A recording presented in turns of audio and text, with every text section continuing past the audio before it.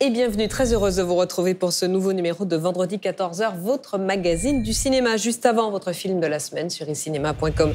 Vous nous direz tous ce qu'il reste, selon vous, de 68 dans le cinéma aujourd'hui. Je pense que la révolution de la nouvelle vague était d'abord une révolution esthétique, formelle. On a pu le voir dans ces courts extraits de Pierrot le Fou. C'est vraiment une explosion d'inventivité, mais à tous les niveaux, au niveau narratif, au niveau des plans, au niveau du montage, enfin, du jeu d'acteurs, de l'utilisation de la voix off. Tout est moderne, tout, effectivement, ne ressemble à rien de ce qui se faisait avant dans le cinéma.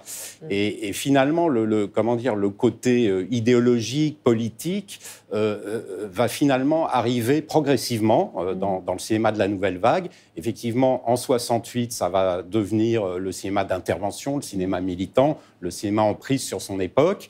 Et j'ai l'impression que 68, avant d'être une révolution, enfin une révolte plutôt sociale et politique, a d'abord été une révolte culturelle. Donc c'est quand je vais commencer à faire des films que je vais m'apercevoir qu'on raconte mai 68 de façon un peu caricaturale tout le temps, c'est-à-dire les jeunes bourgeois qui vont jeter des pavés sur les flics, et après ils rentrent dans leur maison, fumer des ouinges, enfin bon...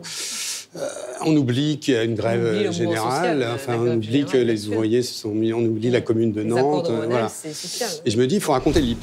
Voilà, c'est de là que vient l'idée d'un sentiment d'un manque dans l'histoire du cinéma.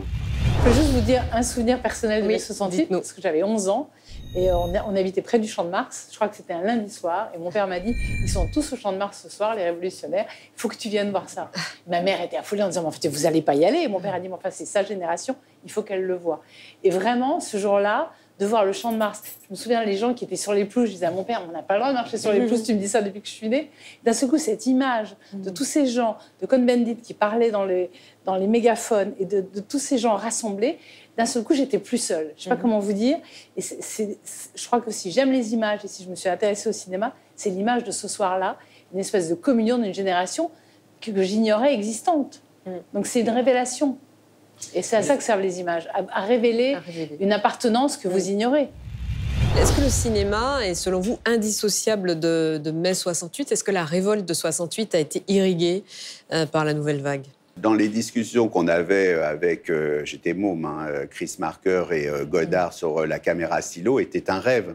Il se trouve que si on nous avait dit qu'il y aurait des portables et que chacun pourrait filmer dans les usines, les abattoirs, sur place à Notre-Dame-des-Landes, c'est ça la vraie révolution. Je crois qu'il ne faut pas attendre la copie ou le clone de Jean-Luc. Elle est en train de se faire, mais elle n'est pas en train de se faire avec nos codes à nous. Elle est en train de se faire par les réseaux. Il suffit d'une image à un moment pour échanger avec un autre groupe, pour que quelque chose participe. Et là, c'est tous réalisateurs ou tous journalistes. Il y a quelque chose qui se passe, mais au monde, dans le monde. Et est-ce que la nouvelle vague ou ce mouvement de libération, il ne vient pas aussi des autres pays, des autres propositions, des choses qu'on ne connaît pas, qui sont souterraines? Il se passe quelque chose dans la prise de parole avec l'image qu'on ne maîtrise pas. Merci à tous les quatre.